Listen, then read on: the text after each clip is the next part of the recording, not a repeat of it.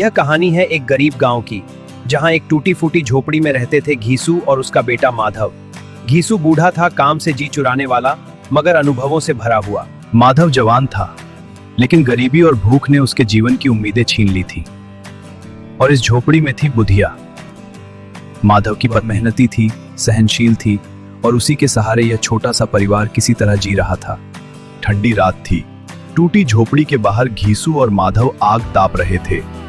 अंदर माधव की पत्नी बुधिया प्रसव पीड़ा से कराह रही थी।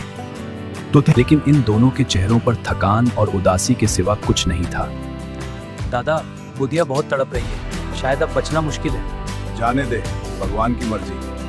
पहले ये आलू खा ले, पेट में कुछ तो जाएगा। एक बार ठाकुर के घर ऐसा भोज हुआ था कि पेट भर कर खाया था। दादा, काश आज भी वैसा ही खाना मिल जाता।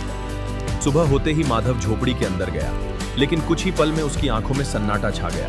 बुधिया अब इस दुनिया में नहीं रही। बुधिया बेचारी बुधिया, उसके कफन के लिए ये थोड़े पैसे रख लो। भगवान आप सबका भला करे। दादा, क्या सच में कफन लेना जरूरी है? जिसे जीते जी कपड़ा न मिला, उसे मरने पर क्या मिलेगा?